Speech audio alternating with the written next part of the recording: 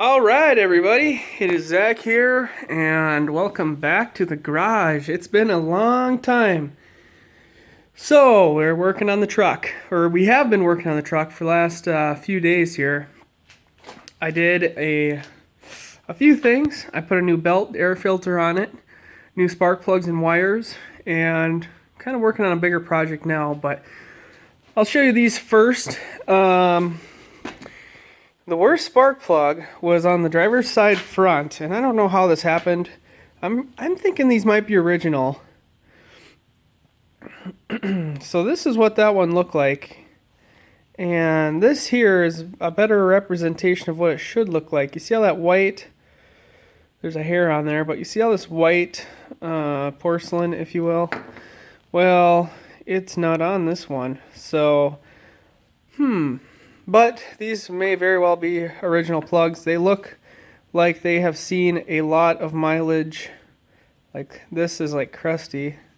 So yeah, we did that. We put a new Wix air filter in this bad boy. Although the original one, or not the original, but the one that was in there did not look all that bad. It looked pretty good still, but whatever. I probably don't change this as often as I should. But yeah, and the wires all looked great. But I had a weird kind of a bucking at idle. You know, just kind of when it would idle, you would feel it kind of kick weird.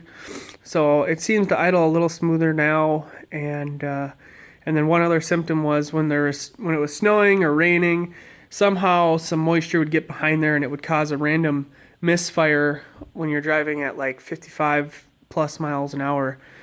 And underneath the hood, you can see where the water kind of seeps in there and it probably drips down. So, whatever. And I did the belt. The belt looks fine now that I actually see it off of here. It doesn't look cracked or anything, but I know that it's changed now and I shouldn't have to worry about it for a little while. But the bigger project, the bigger issue that I wanted to work on. Oh no! Yeah, so this here is the drive shaft, and we got the drive shaft off because the rear pinion seal started to weep. But I got it up. I got this pinion seal pulled. I can show you what it looks like here.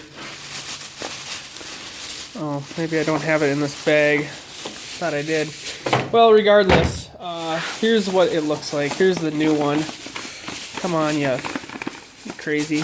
Okay, here's the new one. Looks like that. Yank it out of there. It's in there.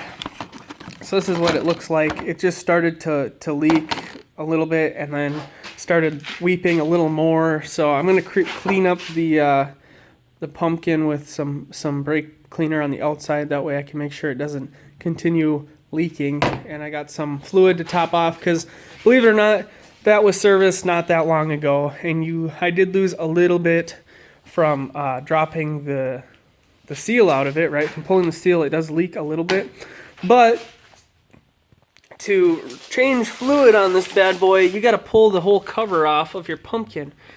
And the seal for the pumpkin is $56.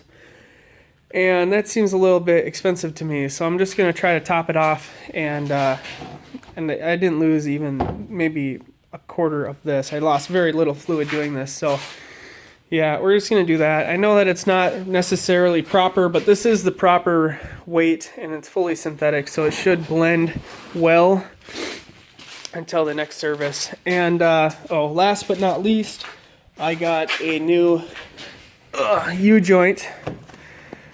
And I'll show you why here. So there's two U-joints on the shaft. The front one here that comes out of the transmission side, if you will, it very smooth. No grit. Very nice, right?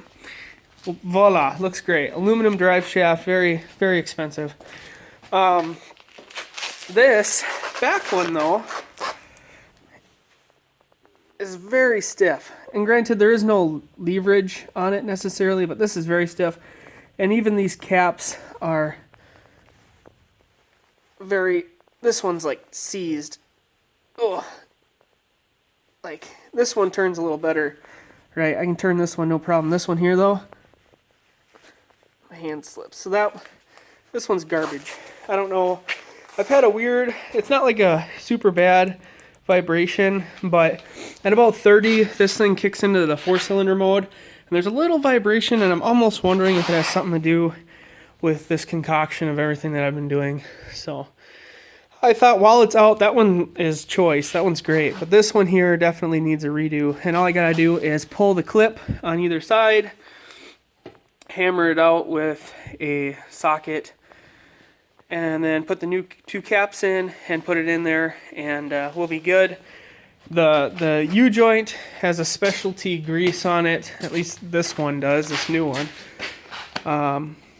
Specialty grease for the aluminum drive shaft, that way it won't get seized in there in the future. So, yeah, and see, these ones spin like butter, and that one is not like that. So that, for all I know, could be the original as well. I have no idea.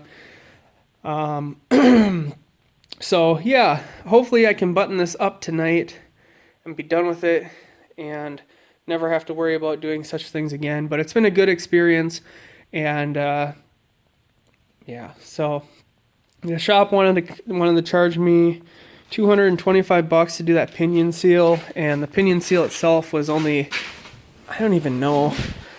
I don't know if I put the receipt in here. I didn't. I think it was $12. So very inexpensive to do this yourself. Might as well do it, you know. So yeah, I'm gonna button this baby back up, and I'm gonna work on this first, get that all good to go, and then yeah, that's what's been going on out here though. We're expected to have a large snowstorm tonight. It's saying 6 to 12 inches. It's going to be a doozy, and this is actually something they predicted from last week, so it's a very strong system if they could see it last week, and it still stands fair. But as of right now, not a single snowflake. So it said it was supposed to start in a few minutes, and that was a few minutes ago, so it must be right on top of us now. Oh yeah, and for Christmas, I got this new headlamp for my dad and Melissa, which, thank you guys. Super bright, and it works awesome. And then the other gift I got for I guess while we're out here, while I'm showing you guys, I got this 400 watt inverter for the truck, which will come in super handy, because sometimes, you know, you need a power outlet, like when we do all these videos of hunting and stuff, like duck hunting or camping, and we don't have electricity. All the batteries and stuff get charged through here, so I'm gonna somehow figure out a way. I want to mount this up here somewhere in here, whether it's on this side or Velcro it to this or whatever, and have a permanent spot where I can plug that in and have it going for these long trips. So yeah, that's the project. Hopefully I button this pig tonight, and we can be back and driving so I can test it out, because I might be going fishing on Friday, so 2 days from now, and I'd need this to do that. So let's just hope that I can get it going. Okay guys, enough talking. I gotta get to work, but thanks for watching. That's what's been going on, and I will talk to you later.